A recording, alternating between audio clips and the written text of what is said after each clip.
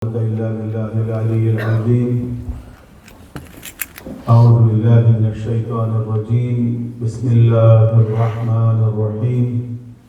الحمد لله الذي هدانا لهذا وما كنا لنهتدي لولا أن هدانا الله. لقد جاءت رسل ربنا بالحق. ثم الصلاة والسلام والتحية والإكرام على سيد الأنبياء والمرسلين خاتم النبيين بالقاسم محمد. اللهم صل على محمد وآل محمد وعجل فرج وآل الطيبين الطاهرين المعصومين المظلومين الذين أذهب الله عنهم الرجس وطهرهم تطهيرا. اللهم صل على محمد وآل محمد وعجل فرج واللعنة الدائمة الأبدية على أعدائهم وغاصب حقوقهم ومنكر فضائلهم من الأولين والآخرين. أما بعد فقد قال الله سبحانه وتعالى في كتاب المبين: بسم الله الرحمن الرحيم. هو الذي أرسل رسوله بالهدى ودين الحق ليظهره على الدين كله ولو كره المشركون. صلوات على محمد وآل محمد. اللهم صل على محمد وآل محمد وعجل فرجهم. حضرت محترم، ہماری گفتگو سورہ توبہ کی آیت نمبر 33 کے ذیل میں ہو رہی ہے. خداوند عالم کا ارشاد ہے: هو الذی ارسل رسولہ بالہدی ودین الحق، کہ اللہ وہ ہے کہ جس نے اپنے رسول کو ہدایت اور دین حق کے ساتھ بھیجا. لیظہرہ علی الدین کلہ، تاکہ اسے تمام دیگر باطل ادیان پر، نظاموں پر غلبہ عطا کرے. ولو کرہ المشرکون، خواہ یہ بات مشرکوں کو کتنی ہی بری کیوں نہ لگے. اور جو عنوان ہے ہمارا وہ ہے احیاء دین میں اہل بیت کا کردار. اور بات یہ ہو رہی ہے کہ دین بعض اوقات مردہ ہو جاتا ہے، دین کی تعلیمات مردہ ہو جاتی ہیں، تو ان کو زندہ کرنا پڑتا ہے. جس طرح انسان مردہ ہو جاتا ہے، انسان کا بعض اوقات کوئی ایک آرگن اگر فرض کریں کٹ جائے، کسی کا ہاتھ کٹ جائے تو مردہ نہیں ہوتا. کسی کے ایک پاؤں کٹ جائے، کسی کے ایک آنکھ پھوٹ جائے، کسی کے ایک کڈنی فیل ہو جائے، کسی ایک آرگن کے مردہ ہونے سے پورا انسان مردہ نہیں ہوتا. انسان مردہ کب ہوتا ہے؟ کہ جب اس کے جسم سے روح نکل جائے، جس کو ہم کہتے ہیں موت، ڈیتھ. وہ کیا ہے؟ Separation between body and soul, جسم اور روح کی جدائی. جب روح نکل جاتی ہے تو انسان مردہ ہو جاتا ہے. انسان کے جتنے بھی آرگنز ہیں وہ روح کی وجہ سے انٹیکٹ ہے. جب تک جسم میں روح ہے وہ سارے آرگنز فنکشن کر رہے ہیں. جیسے اس ہال میں جتنے بھی اپلائنسز ہیں یہ سب فنکشن کر رہے ہیں کیونکہ پیچھے سے بجلی آ رہی ہے. اگر بجلی بند ہو جائے یہ سارے فنکشنز بند ہو جائیں گے. ضروری نہیں ہے کہ انڈیویجولی ہر چیز خراب ہو، یہ مائک خراب ہو، یہ لائٹ خراب ہو. تو اسی طرح ضروری نہیں ہے کہ انسان کے جسم کے سارے آرگنز خراب ہوں. آرگن صحیح بھی رہتے ہیں، ٹرانسپلانٹ بھی ہو جاتے ہیں. لیکن انسان کب مرتا ہے؟ انسان جب مرتا ہے جب اس کی روح نکل جاتی ہے. روح اگر الگ ہو گئی جسم سے تو جتنے بھی آرگنز ہیں وہ فنکشن کرنا چھوڑ دیتے ہیں، چاہے وہ صحیح کیوں نہ ہو. تو دین کی بھی ایک روح ہے، دین کی بھی ایک روح ہے، جس طرح انسان کی ایک روح ہے. دین کی روح کیا ہے؟ دین کی روح جو ہے وہ ہے ولایت. واہ واہ سبحان اللہ. دین کی روح ولایت ہے. اگر وہ نکل جائے تو الگ الگ آرگنز آپ کو ممکن ہے نظر آتے ہوں. کہیں نماز نظر آ رہی ہے، کہیں روزے نظر آ رہے ہیں، کہیں تلاوت نظر آ رہی ہے، کہیں بہت بڑی تعداد میں لوگ حج کرتے ہوئے نظر آ رہے ہیں، ہے نا.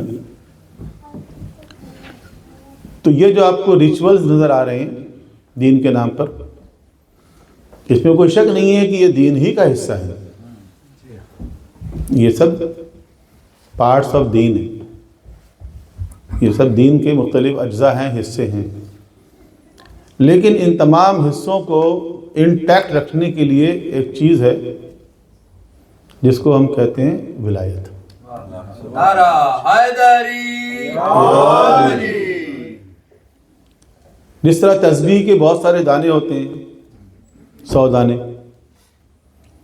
ان تمام دانوں کو یکجا رکھنے کے لیے ایک ہوتی ہے اس کے اندر ڈوری۔ اگر یہ ڈوری ٹوٹ جائے یہ دانے بکھر جائیں گے۔ تو دین کی بھی ایک تسبیح ہے کہ جس کو 23 سال میں اللہ کے رسول نے ایک ایک دانے کو پرویا اور وہ تسبیح کمپلیٹ ہوئی۔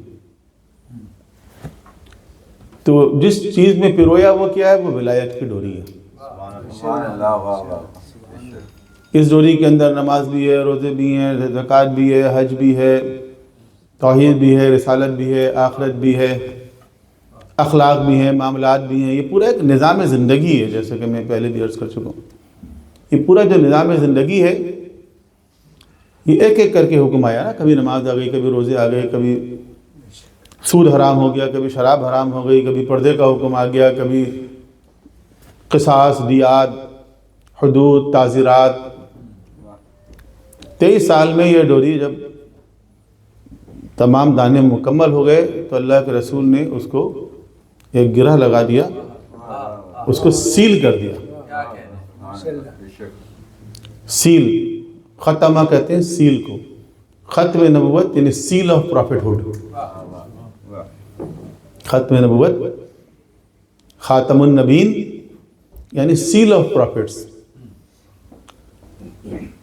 کہ اب دین مکمل ہو گیا، چونکہ الیوم اکملت لکم دینکم واتممت علیکم نعمتی، اب یہ تسبیح مکمل ہو گئی، حضور نے اس کو سیل کر دیا۔ اب دین مکمل ہو گیا، اس کا مطلب یہ ہے کہ اب کوئی چیز اس دین کے اندر نہ شامل ہوگی۔ سیل کیوں کرتے ہیں؟ کوئی پارسل جب آپ کو بھیجا جاتا ہے سیل کر کے بھیجا جاتا ہے نا، سیل کرنے کا مقصد کیا ہوتا ہے کہ اب کوئی چیز باہر سے اس میں شامل نہیں ہو سکتی اور نہ اس سے کوئی چیز باہر نکل سکتی ہے۔ اب جو کچھ تھا اس کے اندر وہ ایز اٹ از رہے گا۔ اگر آپ کو کوئی پارسل ریسیو ہو، فرض کریں وہ کھلا ہوا ہو، تو آپ شکایت کریں گے نا کہ مجھے کھلا ہوا ملا، سیل چاہیے۔ تو سیل کا پرپس کیا ہوتا ہے؟ سیل آف پروفٹ ہوڈ، یعنی انبیاء علیہ السلام کا سلسلہ خدا نے آدم علیہ السلام سے شروع کیا تھا، پیغمبر اکرم نے اس کو آ کے سیل کر دیا۔ اب کوئی سیریز آف پروفٹس میں نہ انٹر ہو سکتا ہے، نہ اس سے کوئی باہر جا سکتا ہے۔ تو جو تعلیمات آپ نے پہنچائی وہ تعلیمات بھی آپ نے سیل کر دی۔ ٹھیک، اس کو علماء کی زبان میں ایک جملہ ہے کہ کوئی حدیث آیت نہیں ہے، علماء کے درمیان ایک محاورہ ہے کہ حلال محمد حلال الی یوم القیامہ اور حرام محمد حرام الی یوم القیامہ۔ جس چیز کو حضور نے حلال قرار دے دیا وہ قیامت تک حلال ہے، جس چیز کو آپ نے حرام قرار دے دیا وہ قیامت تک حرام ہے، کیونکہ آپ خاتم النبیین ہیں۔ آپ کے بعد نہ کوئی نبی آئے گا، نہ کوئی رسول آئے گا، نہ کوئی کتاب آئے گی نئی کتاب، نہ کوئی شریعت آئے گی، نہ شریعت کا کوئی حکم منسوخ ہوگا۔ تو آپ خاتم النبیین ہیں اور خاتم المرسلین بھی ہیں، نبی بھی نہیں آئے گا، کوئی رسول بھی نہیں آئے گا۔ آپ خاتم النبیین بھی ہیں اور خاتم المرسلین بھی ہیں، لیکن آپ خاتم الہادین نہیں ہیں۔ ذرا ذہن میں رکھیں کہ آپ خاتم الہادین نہیں ہیں، آپ نے ہادیوں کے سلسلے کو ختم نہیں کیا ہے، کیونکہ ہدایت کی ضرورت انسان کو اس کے بعد بھی ہے۔ نبوت اور رسالت کی ضرورت نہیں رہی، کیونکہ نبوت اور رسالت کے ذریعے جو پیغام خداوند عالم کو بھیجنا تھا وہ بھیج دیا خدا نے۔ جو پیغام بھیجنا تھا، نبوت نبی نبا سے نکلا ہے، نبا یعنی نیوز، نبی یعنی نیوز بیئرر۔ جتنے نیوز آنے تھے وہ سب آ گئے. اب پیچھے کوئی نیوز ہے نہیں جس کو نیوز بیئرر لے کر آئے. رسول رسالہ سے نکلا ہے، جس کا مطلب ہے میسنجر. جتنے میسیجز بھیجنے تھے خدا نے بھیج دیے. اب پیچھے کوئی میسیج ہے نہیں بھیجنے کے لیے. جتنی ضرورت تھی اس امت کے لیے، خدا کے پاس تو بہت کچھ ہوگا، لیکن اس امت کے لیے جو پیکج تھا وہ سب خدا نے بھیج دیا. اب پیچھے کوئی میسیج نیا ہے نہیں جو خدا بن عالم بھیجے گا. جب میسیج نہیں بچا تو میسنجر کی ضرورت نہیں. کیا کہنا. سبحان اللہ. جب نیوز نہیں رہی تو کس نیوز بیئرر کی ضرورت نہیں. لیکن کیا انسان ہدایت سے بے نیاز ہو گیا ہے؟ انسان کو ہدایت چاہیے ہی نہیں چاہیے؟ بولے کل قوم ہاد، ہر قوم میں ہم نے ہدایت دینے والا بھیجا ہے. سبحان اللہ. ہدایت تو ضروری ہے نا. ہدایت ضروری ہے، یعنی ہادی ضروری ہے. ہادی ضروری ہے.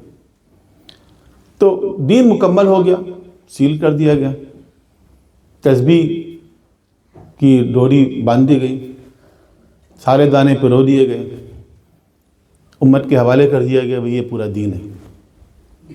امت نے کیا کیا؟ امت نے ڈوری توڑ دی. امت نے ڈوری توڑ دی. جب ڈوری توڑ دی تو دانے بکھر گئے. دانے بکھر گئے. ایک تسبیح ہوتی ہے، ہمارے سجاد بھائی کی گاڑی میں بھی رکھی ہوئی ہے، جس کے اوپر مختلف ہر دانے پر لکھا ہوا ہوتا ہے. کسی میں سبحان اللہ لکھا ہوا ہوتا ہے، کسی میں اللہ اکبر لکھا ہوا ہوتا ہے، کسی میں الحمدللہ لکھا ہوا ہوتا ہے. ایسی تسبیح ہوتی ہے نا، عام پلاسٹک کی تسبیح ہوتی ہے. اس کے اوپر لکھا ہوا ہوتا ہے الحمدللہ، کسی پہ لکھا ہوتا ہے سبحان اللہ، کسی پہ لکھا ہوا ہے اللہ اکبر. فرض کریں خدا نہ خواستہ ایسی ایک تسبیح ٹوٹ جائے یہاں پر، تو کیا ہوگا؟ دانے بکھر جائیں گے. کہیں سبحان اللہ والے دانے پڑے ہوں گے، کہیں الحمدللہ والے پڑے ہوں گے، کہیں اللہ اکبر والا دانا پڑا ہوا ہوگا. آپ لوگ کیا کریں گے؟ فوراً اس کو چنیں گے. تسبیح ٹوٹ گئی، دانے بکھرے، اٹھاؤ بھائی. اب سب لوگوں نے مل کے دانے چن لیے. کسی کے پاس اللہ اکبر آ گیا، کسی کے پاس سبحان اللہ آ گیا، کسی کے پاس الحمدللہ آ گیا. پورا نہیں آیا کسی کے پاس. سبحان اللہ. حصے بکھرے ہو گئے اور لوگوں کے پاس مختلف دانے آ گئے. تو امت نے کیا کیا؟ امت نے دین کی تسبیح کو توڑ دیا اور حصے بکھرے کر لیے. کسی کے پاس نماز والا دانا آ گیا، وہ سمجھتا ہے دین بس نماز ہے.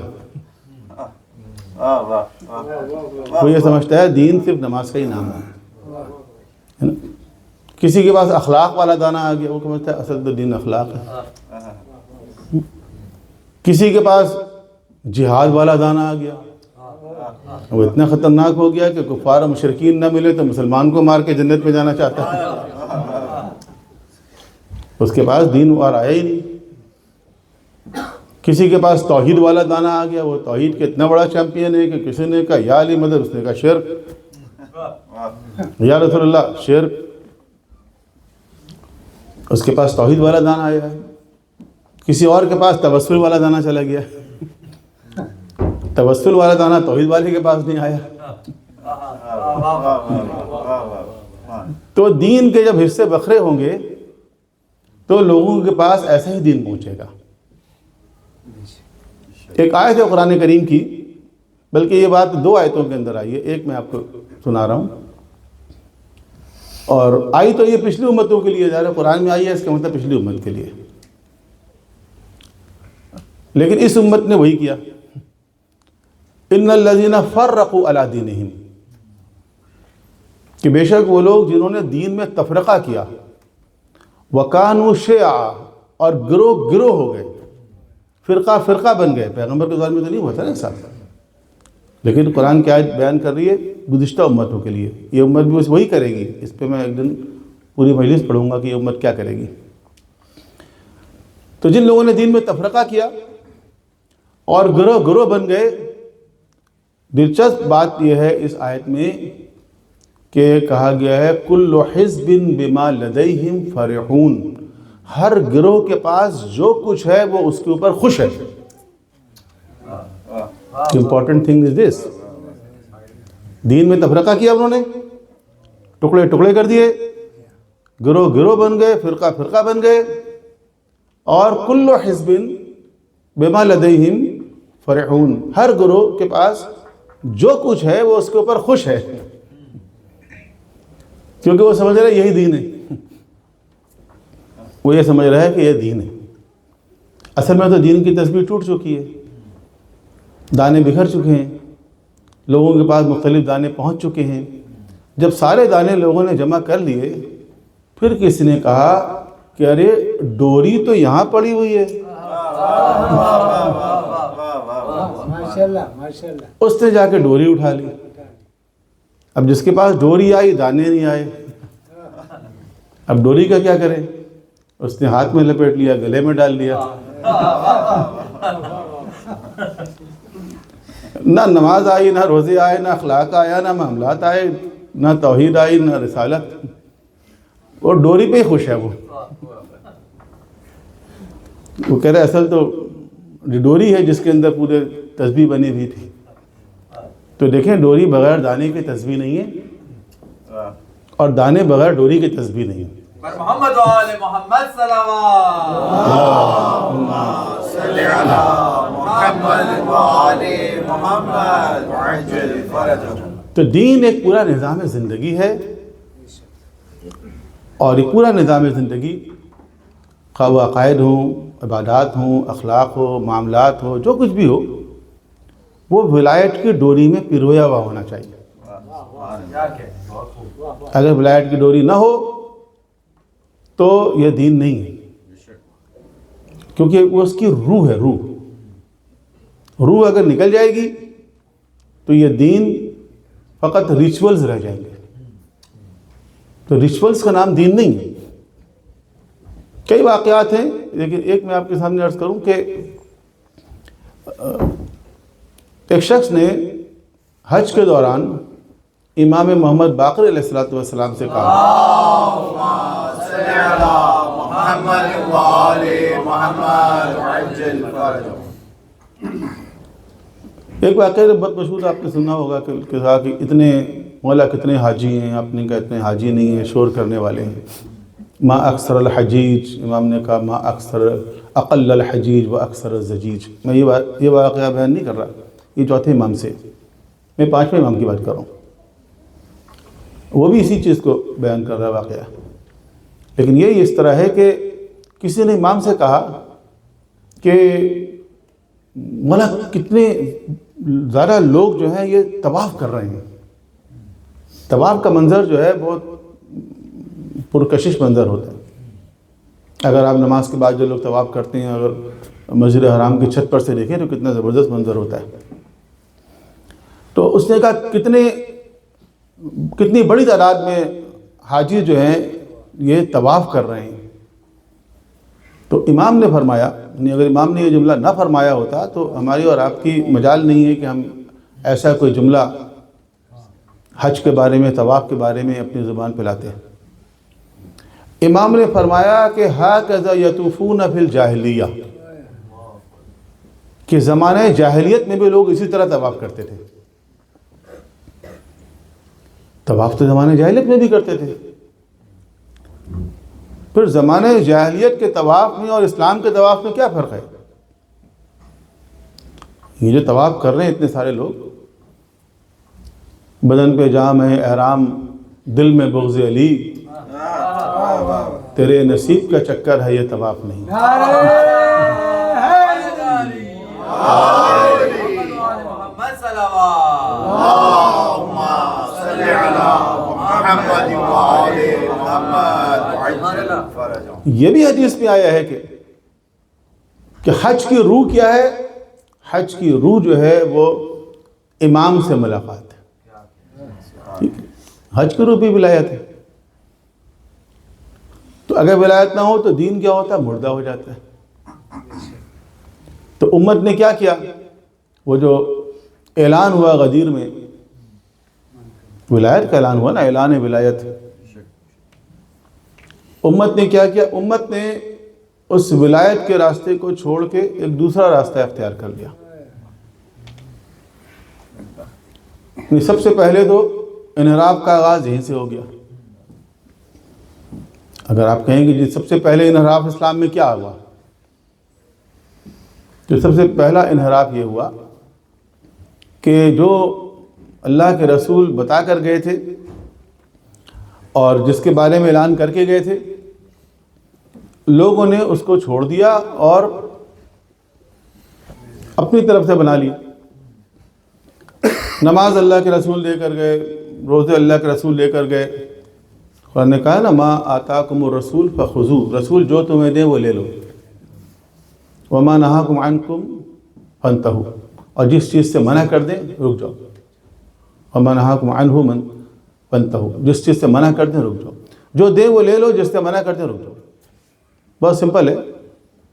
دین کس چیز کا نام ہے؟ جو اللہ کے رسول دیں وہ لو، جس سے منع کر دیں رک جاؤ۔ اب آپ کہیں گے قرآن کس نے دیا؟ جو ہمارے پاس قرآن ہے اللہ کے رسول نے دیا نا قرآن۔ انہوں نے تو بتایا یہ قرآن ہے، ہمیں کیا پتہ قرآن ہے؟ انہوں نے کہا یہ سورہ بقرہ، ہم نے کہا سورہ بقرہ ہے۔ انہوں نے کہا یہ سورہ کوثر، ہم نے کہا سورہ کوثر ہے۔ انہوں نے کہا یہ سورہ توبہ ہے، اس کو بغیر بسم اللہ کے پڑھنا ہے، ہم نے کہا بغیر بسم اللہ کے پڑھیں گے۔ کوئی بڑے سے بڑا عالم، فقیہ، مجتہد،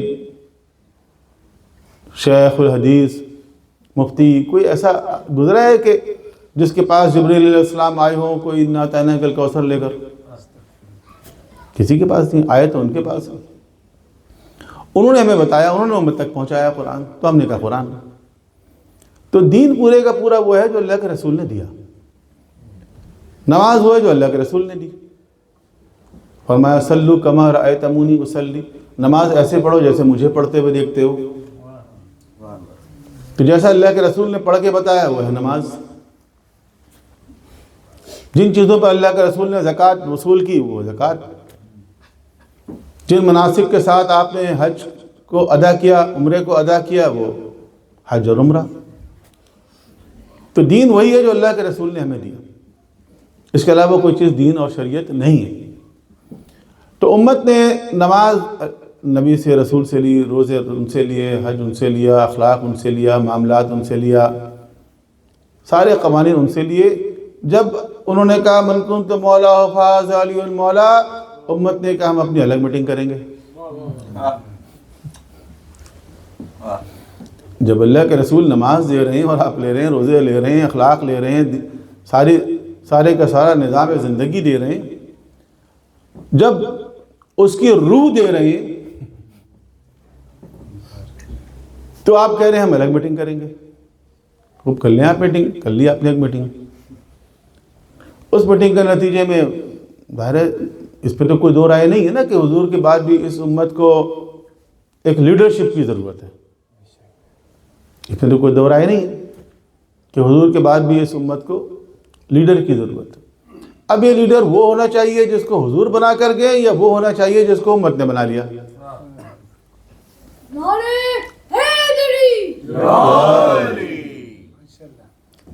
دیکھیں حضور نے اپنی زندگی کے آخری حصے میں ایک لشکر تیار کیا رومن امپائر سے مقابلہ کرنے کے لیے۔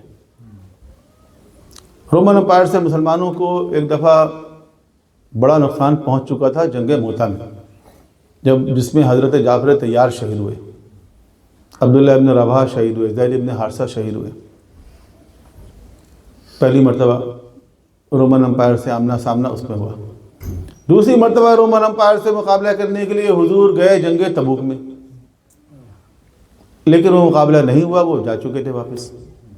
آپ بغیر مقابلے کے واپس آ گئے۔ جب آپ پہنچے تو وہ وہاں سے جا چکے تھے۔ لیکن بار بار چونکہ رومن امپائر کی طرف سے اس علاقے میں دراندازی ہوتی رہتی تھی، آپ چاہتے تھے ایک دفعہ ہو جائے مقابلہ، تو آپ نے ایک لشکر تیار کیا۔ اس لشکر کا سپہ سالار کس کو بنایا؟ اسامہ ابن زید کو، جو زید ابن حارثہ کے بیٹے تھے۔ اب اسامہ بن زید جو تھے وہ 18 ایئرز یا 19 ایئرز کے تھے، ٹین ایجر تھے۔ اور جتنے بڑے بڑے صحابہ کرام، بزرگ سابقون الاولون، ان سب کو آپ نے کہا کہ جاؤ اور اسی کی قیادت میں جاؤ۔ اب کچھ لوگوں کو اس پہ ریزرویشنز تھی، جیسے ہمارے یہاں کہتے ہیں نا یہ کل کا بچہ، یہ ہم اس کی قیادت ہمارے گودوں کا کھلایا ہوا. ظاہر ہے جو 60 سال کے ہیں، جو 70 سال کے ہیں، جو 55 سال کے ہیں، 50 سال کے ہیں، جو زید ابن حارثہ سے بھی بڑے ہیں، تو وہ اس کے بیٹے زید اسامہ بن زید، تو ان کے سامنے کا بچہ ہے. تو لوگوں نے ریزرویشنز کا اظہار کیا کہ بھئی یہ کسی سینئر کو بنا لینا چاہیے تھا وغیرہ وغیرہ. حضور کی طبیعت ناساز تھی، اب اس طرح علالت پر تھے آپ. جیسے آپ کے علم میں یہ بات آئی کہ کچھ لوگوں کو اسامہ کے لیڈرشپ پر اعتراض ہے، تو آپ سخت ناراض ہوئے اور اسی بیماری کی حالت میں اٹھے اور سیدھے مسجد میں گئے اور وہاں جا کے آپ نے لوگوں سے کہا کہ میں کیا سن رہا ہوں کہ تم لوگوں کو اسامہ کے لیڈرشپ پہ اعتراض ہے. کل جب میں نے اس کے باپ کو بنایا تھا تو اس وقت بھی کچھ لوگ کہہ رہے تھے، اور آج جب میں نے اس کے بیٹے کو بنایا تو بھی کچھ لوگ اعتراض کر رہے ہیں. جو بھی اعتراض کرے گا اس پر اللہ اس کے رسول کی لعنت ہوگی. اسی پہ جاؤ، اسی کے ساتھ جاؤ. اب تو سخت حکم آ گیا. تو انہوں نے کہا نہیں اعتراض کیا کر رہے تھے، ہم تو ایسے ہی مشورہ دے رہے تھے، کسی سینئر کو بنا لیتے تو اچھا تھا، چلو کوئی بات نہیں، اس کو بنا دیا تو اسی کے ساتھ چلتے ہیں. اور پھر اسامہ کا لشکر نکلا، یہ سب لوگ ساتھ نکلے. زیادہ آگے نہیں گئے، تھوڑا سا مدینے سے باہر جانے کے بعد کچھ لوگوں نے کہا کہ سنا بھی اللہ کے رسول کی طبیعت زیادہ خراب ہو گئی ہے، ہم ذرا ہو کے آتے ہیں. اور اس کے بعد واپس آ گئے اندر، پھر گئے نہیں. پھر اللہ کے رسول کی رحلت ہو گئی، پہلی خلافت آ گئی. دوبارہ ایشو سامنے آیا کہ بھی اللہ کے رسول کی خواہش تھی کہ ایک لشکر جائے. آپ نے لشکر تیار بھی کر دیا تھا، اس لشکر کا ایک سپاہ سالار بھی مقرر کر دیا تھا، تو اس لشکر کو جانا چاہیے. انہوں نے کہا بالکل جانا چاہیے، اور یہ لشکر جائے گا. جب اللہ کے رسول کی خواہش تھی تو جانا چاہیے اس کو. پھر کسی نے کہا ایسا کرتے ہیں کہ سپاہ سالار کو ریپلیس کر دیتے ہیں کسی سینئر آدمی سے، کسی ایکسپیرینسڈ آدمی سے.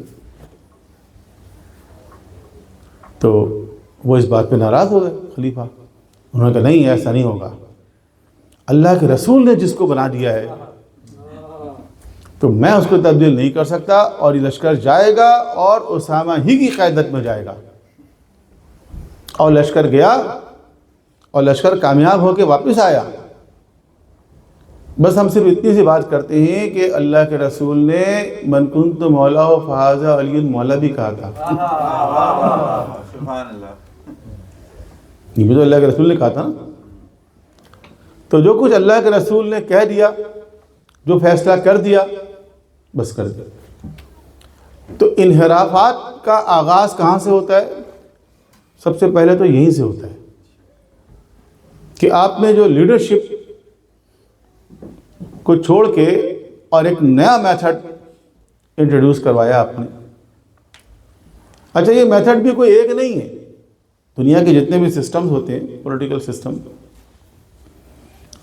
اس کے اندر ہیڈ آف دا اسٹیٹ بنانے کا کوئی نہ کوئی طریقہ ہوتا ہے نا.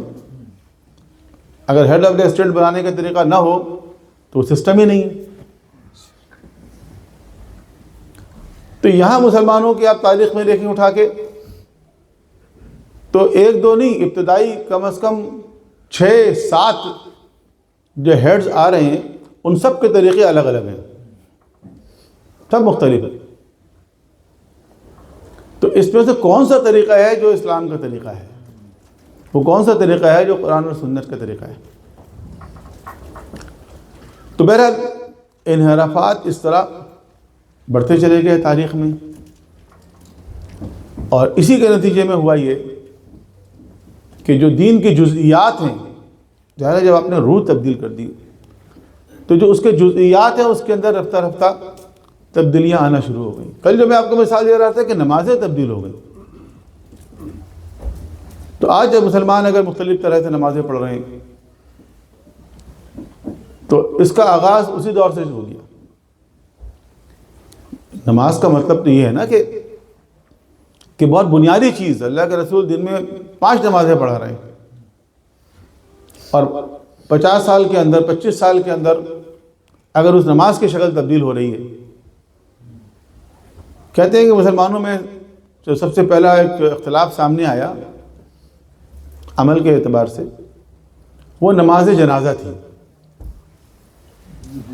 کہ جب نماز جنازہ کا وقت آیا تو اس میں اختلاف ہو گیا کہ حضور 4 تکبیریں پڑھاتے تھے یا 5. یہ آپ سوچیں کبھی حیرانی ہوتی ہے. ایک طرف تو ہمیں یہ بتایا جاتا ہے اور صحیح بتایا جاتا ہے کہ عربوں کی میموری بہت شارپ تھی, بہت لمبی لمبی غزلیں, نظمیں, داستانیں زبانی یاد کر لیا کرتے تھے. لکھنے کا تو رجحان ہی نہیں تھا, اس لیے میموری بہت شارپ تھی ان کی, وہ سب یاد کر لیا کرتے تھے. اور ہیں تاریخ میں محفوظ جتنے بھی زمانے جاہلیت کے اشعار ہیں وہ کیسے محفوظ رہ گئے, زبانی محفوظ رہے نا. ایک طرف تو میموری اتنی شارپ ہے ماشاءاللہ, دوسری طرف اس بات میں اختلاف ہو رہا ہے کہ حضور نماز جنازہ میں 4 تکبیریں پڑھتے تھے یا 5.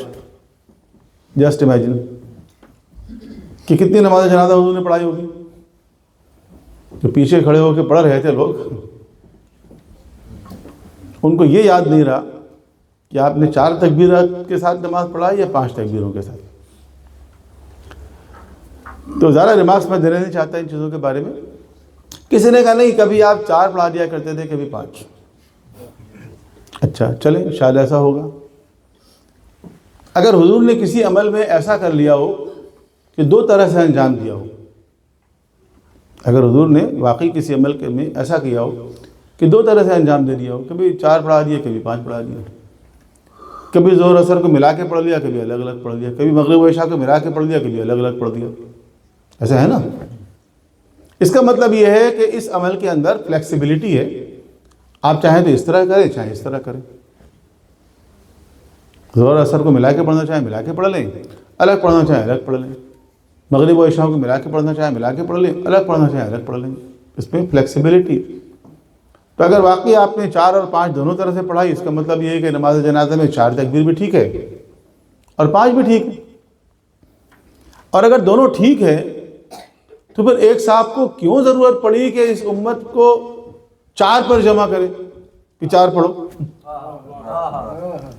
جب اللہ کے رسول ایک عمل کے اندر آپ کو فلیکسیبلٹی دے رہے ہیں کہ آپ 4 سے بھی پڑھ سکتے ہیں, 5 سے بھی پڑھ سکتے ہیں, تو پھر آپ کیوں اتنے سخت گیری کر رہے ہیں یعنی 4 پہ پڑھو. تو آپ دیکھیں کیسی کیسی باتیں تاریخ میں آئی ہیں. اور یہی وہ سلسلہ ہے جو آگے بڑھتے بڑھتے یہاں تک پہنچ گیا کہ دین کی شکل بدل گئی, حلیہ بدل گیا. ہم اگر کہہ دیں جملہ, ہمارے ہاں بعض اگر جملے مل جاتے ہیں کہ لوگ مرتد ہو رہے تھے, مرتد, بہت بڑی تعداد میں لوگ مرتد ہو گئے,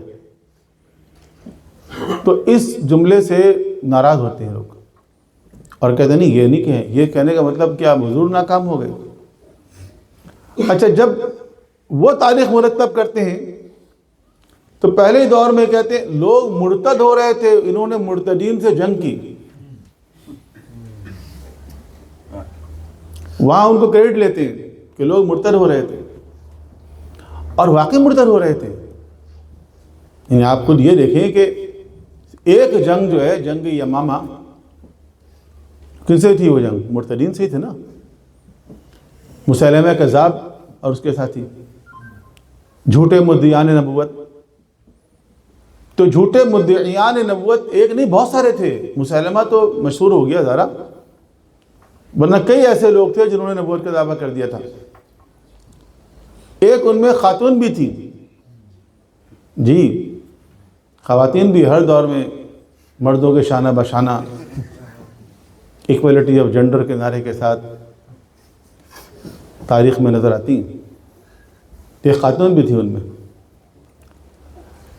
تو صرف میں آپ کو بتا رہا تھا جنگ یمامہ جو ایک جنگ ہوئی, اس میں 70 جو ہیں وہ حافظان قرآن شہید ہوئے. کتنی بڑی جنگ تھی. حضور کے زمانے میں جتنی جنگیں ہوئیں کتنے لوگ اس میں مارے جاتے تھے؟ بہت کم لوگ مرتے تھے. آپ سمجھے کتنی بڑی جنگ تھی. تو یہ جنگ کن سے ہوئی؟ انہیں سے ہوئی جو مرتدین تھے. اس کا مطلب اتنے لوگ مرتد ہو تو رہے تھے نا. تو لوگ مرتد ہو رہے تھے. وقت گزرنے کے ساتھ ساتھ صورتحال یہاں تک پہنچ گئی کہ جب 25 سال بعد علی علیہ السلام کے پاس یہ معاشرہ پہنچا اور آپ نے اس کی اصلاح کی کوشش کی. دیکھیں پہلے تو جیسی ہی آپ کو آفر ہوئی آپ نے منع کیا. جب لوگوں نے آپ سے کہا کہ یہ خلافت آپ لے لیں، پلیٹ میں رکھ کے پیش کیا، آپ نے کہا نہیں چاہیے مجھے، کسی اور کو دے دو. بہت اصرار کیا. وہ اصرار نہج البلاغہ میں موجود ہے، خطبہ شقیہ میں دیکھیں. آپ نے کہا کہ لوگ اس طرح ہجوم کر رہے تھے کہ میری ابا پھٹی جا رہی تھی، حسن و حسین کچلے جا رہے تھے. ایک مرتبہ بھگایا، پھر واپس آ گئے، پھر واپس بھگا دیا، پھر آ گئے. کئی مرتبہ ایسا ہوا. کیوں مولا آپ کیوں قبول نہیں کر رہے ہیں؟ یہ لے کر آ رہے ہیں آپ کے پاس خود. تو آپ جانتے ہیں کہ یہ اصل میں میرے پاس کیوں آ رہے ہیں، یہ میری محبت میں نہیں آ رہے ہیں. اصل میں تو انہوں نے جو خلیفہ تھا اس خلیفہ کو قتل کر دیا، اور اب ایک انارکی ہے سوسائٹی کے اندر. اس انارکی میں ان کو کوئی اور نظر نہیں آ رہا ہے کہ جو سنبھال سکے. اب ان کو میں نظر آ رہا ہوں کہ میں یہ لے لوں. اور یہ بھی جانتے ہیں علی علیہ السلام کہ یہ میں نے اپنے ہاتھ میں حکومت لے لی اور اس کے بعد میں ان کی اصلاح کی کوشش کروں گا تو یہ سیدھے نہیں ہوں گے، کیونکہ ان کی 25 سال میں عادتیں بگڑ چکی ہیں. عادتیں بگڑ چکی ہیں. اور آپ یہ بھی جانتے ہیں کہ اگر میں نے اس اقتدار کو لے لیا تو وہ جو پروپیگنڈا مشینری شام میں بیٹھی ہوئی ہے وہ یہی کہے گی کہ میں بھی ان کے ساتھ تھا. یہ ساری باتیں ایک امام سے زیادہ صاحب بصیرت کون ہوتا ہے؟ اگر وہ نہیں سمجھیں گے اس بات کو تو اور کون سمجھے گا؟ پھر آپ کہیں گے کیوں قبول کر لیا؟ قبول اس لیے کر لیا کہ خود آپ نے فرمایا کہ لوگوں کے اس ہجوم کی وجہ سے حجت تمام ہو گئی. یا حجت تمام ہونا ایک اصطلاح ہے. حجت تمام کا مطلب یہ ہے کہ یہ جو لوگ آ کے اصرار کر رہے ہیں کہ آپ لے لیجئے اس اقتدار کو اور حکومت کو اور خلافت کو، اور یعنی آپ ہمارے لیڈر بن جائیے، ہے نا، ہم آپ کے لیڈرشپ کو قبول کرنے کے لیے آئے ہیں. آپ نے انکار کیا، منع کیا، اپیرنٹلی نظر آ رہا ہے آپ کو. لیکن اگر آپ نے بالکل انکار کر دیا، کئی مرتبہ تو بھگا چکے پھر بھی آ رہے ہیں. اگر آپ واقعی منع کر دیں کہ تم کچھ بھی کر لو میں قبول نہیں کروں گا، کل یہی لوگ خدا کی بارگاہ میں جب جائیں گے تو وہاں کہیں گے کہ بار الہ ہم نے تو تیری حجت کو آفر کی تھی، تو آئے ہی نہیں. وہ آتے تو ہم یہ کر دیتے. تو جب لوگ اتنی بڑی تعداد میں آ جائیں تو حجت تمام ہو جاتی. جب حجت تمام ہو جائے تو امام اپنے علم امامت سے جانتے ہوئے کہ یہ لوگ میرا ساتھ نہیں دے سکیں گے اقدام کرنا پڑتا ہے. جانتے ہیں کہ ساتھ نہیں دے سکیں گے، جانتے ہیں کہ 25 سال میں کیا ہوتا رہا ہے. اور یہی ہوا جب آپ نے جو اسلام کا قانون تھا، جو عادلانہ نظام تھا، جب وہ نافذ کیا تو یہ اس عدل و انصاف کو برداشت نہیں کر سکے. علی بہت اچھے ہیں، علی سے بہت محبت ہے، علی کے فضائل اچھے لگتے ہیں، لیکن علی کا عدل اچھا نہیں لگتا. اور وہ بھی وہ والا عدل جو مجھے ایڈریس کرے، جو میرے مفادات کو ایڈریس کرے، جو میرے مفادات سے ایڈریس کرے، وہ والا عدل تو بالکل اچھا نہیں لگتا. تو امام زمانہ بھی تشریف لائیں گے تو عادلانہ نظام نافذ کریں گے. بر محمد و آل محمد بلندتر صلوات. اللهم صل على محمد وآل محمد وعجل فرجهم. یہ جو وعجل فرجهم آپ کہہ رہے ہیں نا، تو کہنے سے پہلے سوچیں کہ کیا ہم عدل کے لیے آمادہ اور تیار ہیں؟ ایک عادلانہ نظام برداشت کرنے کے لیے تیار ہیں؟ کیا ہم عدالت پسند ہیں؟ کیا ہماری پریکٹیکل لائف کے اندر عدالت ہے؟ عادلانہ فیصلہ، عادلانہ ڈیسیجن ہمیں اچھا لگتا ہے؟ یا جب اپنا مفاد ہو تو ہر چیز اچھی لگتی؟ عدل و انصاف کو پس پوچھ ڈال دیں۔ اپنے آپ سے ہم پوچھیں کہ اگر ہمارے ساتھ کوئی معاملہ ہوتا ہے تو عدل اچھا لگتا ہے یا ظلم اچھا لگتا ہے؟ ہمارا کہیں معاملہ ہو، ہمیں کوئی جاب کرنی ہو، ہمیں کہیں ایڈمیشن لینا ہو، ہمیں اپنے بچوں کو داخل کرنا ہو اور عادلانہ طریقے سے نہ ہو رہا ہو، تو عدل اچھا لگتا ہے یا نہیں لگتا؟ جب ہمارے مفادات سے عدل ٹکراتا ہے اس پر کتنا اچھا لگتا ہے؟ تو علی تو اچھے لگتے ہیں، لیکن یہی علی جب عدل کا نظام نافذ کرتے ہیں تو بہت قریبی لوگ جو ہے علی کو چھوڑ کے ادھر چلے جاتے ہیں، جہاں آفر ہی آفر ہے ادھر چلے جاتے ہیں۔ بہرحال یہ بحث ہے، اس کو میں آج کی حد تک روکتا ہوں۔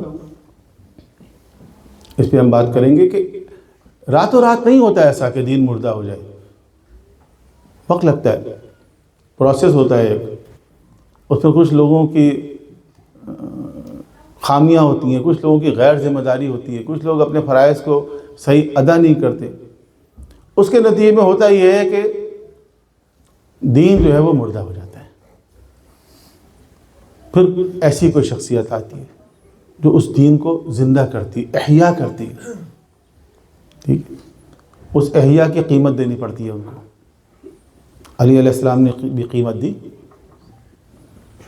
امام حسین علیہ السلام نے قیمت دی، کتنی بھاری قیمت دی، اس کی قیمت دینی پڑتی ہے۔ اور جو مخلص لوگ ہوتے ہیں وہ وہی ہوتے ہیں کہ جو ہر حال میں اپنے امام کا ساتھ دیں۔ اگر آج امام کا ظہور نہیں ہو رہا ہے تو شاید ایسے لوگوں کی کمی ہے۔ ایک پورا موضوع ہے کہ امام زمانہ کے ساتھیوں کی صفات کیا ہوں گی، اس کا ایک جملے میں جواب یہ ہے کہ امام زمانہ کے ساتھی ویسے ہوں گے جیسے امام حسین کے ساتھی۔ امام زمانہ کے ساتھی تو ہمارے سامنے نہیں ہے نا ابھی، لیکن امام حسین کے ساتھی کی سیرت تو موجود ہے ہمارے سامنے، وہ والے ساتھی جو چراغ گل کرنے کے باوجود نہیں جاتے، ایسے ساتھی جن کا کل ہم و غم یہ ہے کہ حسین کا ساتھ دینا ہے، ان پر اپنی جان قربان کرنا ہے، اپنی اولاد کو قربان کرنا ہے۔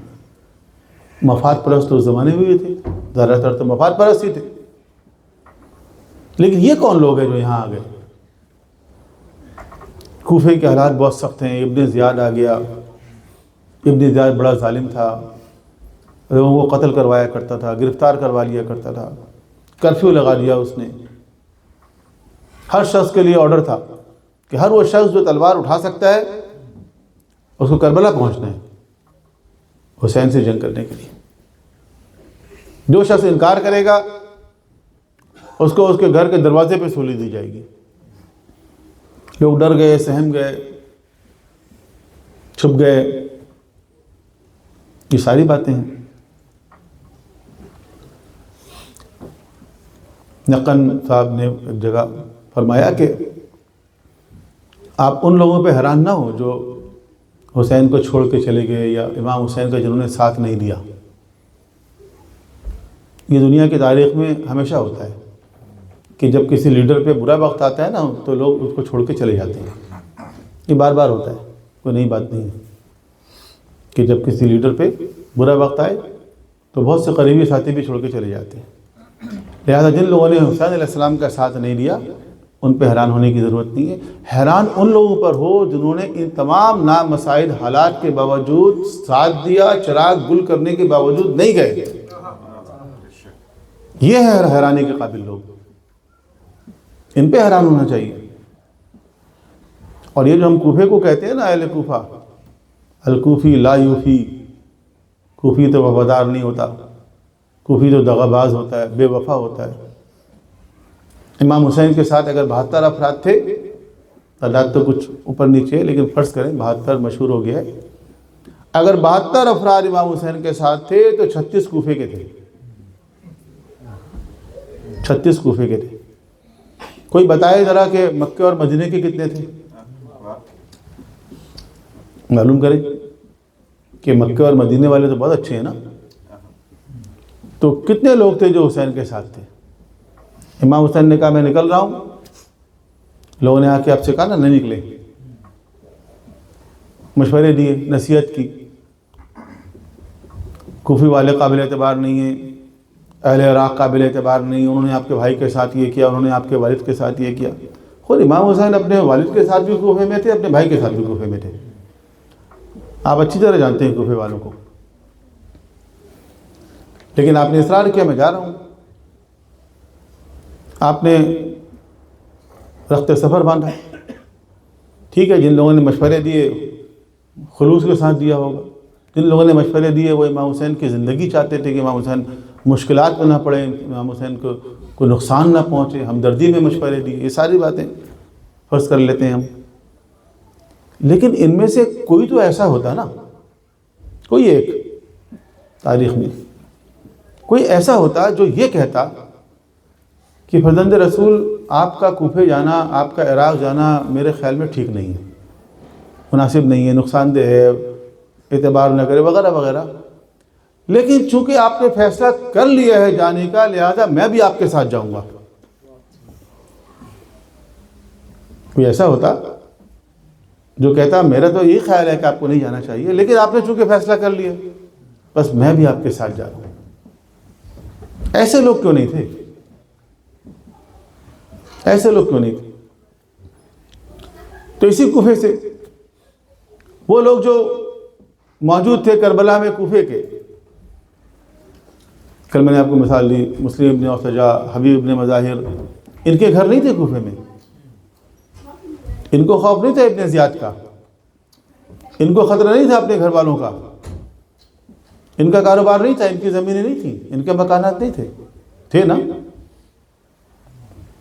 لیکن انہوں نے طے کیا کہ اپنے زمانے کے امام کی نصرت کرنی ہے اور آگے ایسے ہی ہوگا امام زمانہ کے ظہور پہ، جو یہ طے کر لیں گے کہ امام کی خدمت میں حاضر ہونا ہے، روایت میں ہے کہ وہ اپنے گھر سے قدم باہر نکالیں گے، امام کے حضور پہنچے ہوئے ہوں گے۔ یہ عزم، استقلال، یہ ارادہ چاہیے۔ بس کافی زحمت میں نے کو دی کہ اصحاب حسینی کا جب یہ مقام ہے تو وہ جو اہل بیت اطہار ہیں، مخدرات عصمت و طہارت، ان کا کیا مقام ہوگا، ان کا کیا جذبہ ہوگا۔ دو بچوں کا تذکرہ کرنا ہے، آپ نے سنا آپ نے ذاکر اول سے، یہ دو بچے وہ ہیں کہ جب حسین علیہ السلام مدینے سے چلے تھے تو اکثر کتابوں میں لکھا ہوا ہے کہ یہ آپ کے ساتھ نہیں تھے، لیکن جب آپ مکے سے عراق کے لیے نکلے، دنیا کے نقشے میں اگر آپ دیکھیں تو مدینہ اوپر ہے، مکہ نیچے ہے، عراق جو ہے اس سے بھی اوپر ہے۔ تو جب آپ مکے سے عراق کے لیے نکلے تو راستے میں ایک ایسی جگہ آتی ہے جو مدینے سے بہت قریب ہے، یہ وہ جگہ ہے جہاں پر یہ دونوں بچے اون محمد یہ اس کاروان سے ملحق ہوئے۔ عبداللہ ابن جعفر نے ان کو لا کر امام حسین کے حوالے کیا۔ یہ میں اس لیے بیان کر رہا ہوں کہ بعض لوگ جناب عبداللہ ابن جعفر کے بارے میں نامناسب باتیں کرتے ہیں۔ کچھ وجوہات تھیں ان کے ساتھ جس کی وجہ سے وہ نہیں آ سکے۔ ایک وجہ یہ بھی بتائی جاتی ہے کہ ان کی بینائی بہت کمزور تھی، ہو گئی تھی، لیکن جس شخص نے اپنے دو لخت جگر حسین کے حوالے کیے ہوں اس کی وفاداری پر شک کرنا چاہیے۔ حوالے کیے انہوں نے، اور یہ دونوں بچے کربلا میں آئے، اور روز عاشور جب سارے انصار و اعوان شہید ہو گئے، اجزا کی باری آئی، تو کربلا کی ہر ماں کی خواہش تھی کہ سب سے پہلے اس کا بچہ میدان میں جائے۔ شب عاشور ہر ماں اپنے بچے کو تیار کر رہی تھی کہ تمہیں سب سے پہلے میدان میں جانا ہے، تمہیں اپنی جان قربان کرنی ہے، دیکھو سینے پہ زخم کھانا ہے، دیکھو پانی کی طرف نہیں جانا۔ اور یہ دو بچے صرف یہ کہہ رہے تھے بس والدہ گرامی آپ ماموں جان سے اجازت دلوا دیجیے گا۔ وہ بھی جانتے ہیں کہ اجازت ملنا بہت مشکل کام ہے، کیسے اجازت ملی؟ آپ سوچیں کتنے چھوٹے بچے ہیں یہ. اور بچے جو ہیں بعض اوقات اپنے ماں باپ سے بھی بہت سی فرمائش نہیں کرتے، وہ اپنے ماموں سے کرتے. ماموں اور بھانجے کا ایسا رشتہ ہوتا ہے کہ بچے جو ہے وہ ماں باپ سے بہت سی باتیں نہیں کرتے لیکن ماموں سے کرتے. تو بچے کہتے ہیں بس اجازت دلوا دیجیے گا، پھر دیکھیے گا کہ دنیا دیکھے گی کہ حیدر کرار کے نواسے اور جعفر طیار کے پوتے کیسے ہوتے ہیں. اور جب شہزادی آئیں اجازت دلوانے کے لیے، حسین کیسے اجازت دیں؟ یہ گود کے پالے ہوئے چھوٹے چھوٹے بچے کس دل سے کہہ دیں کہ جاؤ میدان میں جانتے ہیں جو صبح سے گیا واپس تو نہیں آیا.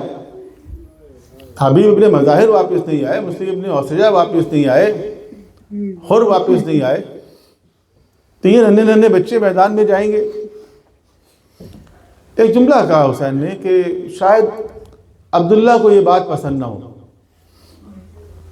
ایک جملہ حسین علیہ السلام کا ملتا ہے کہ شاید عبداللہ کو یہ بات پسند نہ ہو کہ یہ بچے میدان میں جائیں. شہزادی نے کہا کہ عبداللہ ہی نے تو ہمارے حوالے کیا تھا، عبداللہ ہی نے کہا تھا کہ ہماری طرف سے بچوں کو لے کر جاؤ. بس اصرار کیا بہن نے، تو اصرار کے بعد حسین نے اجازت دی.